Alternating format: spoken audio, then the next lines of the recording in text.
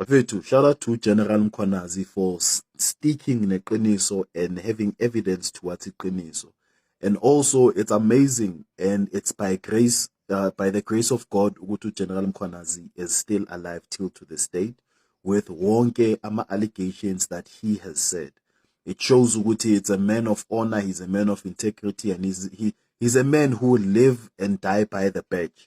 So for logo nje, I just want to say thank you, General, for being an example kula amanye amaphoyisa, because of after you've said what you said, amaphoyisa have been working. It shows ukuthi there were dockets, they were hleli, and they were just waiting for amaphoyisa to make ama arrest. Because of after that, you gave them confidence ukuthi bafethu, this is what you are hired for, and this is what you must do to protect the people of South Africa.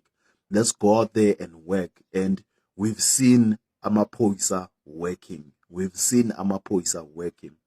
But today is D-Day. Like ukala namhlanje, every day will be D-Day. And we can't wait to get more information from those dockets that General Mkhwanazi currently has. And we can't wait to see how the commission will be like towards the general.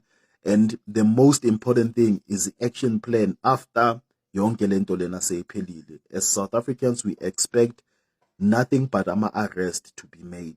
We expect nothing but ama arrest to be made.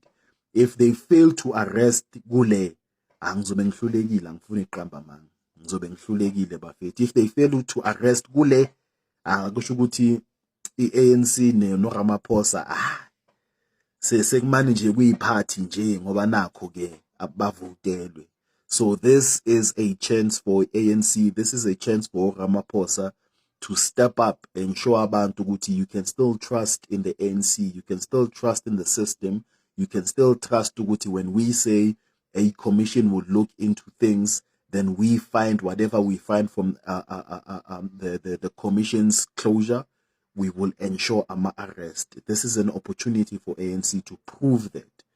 This is just an opportunity for them to prove that. So if they let this one go, then they must just forget.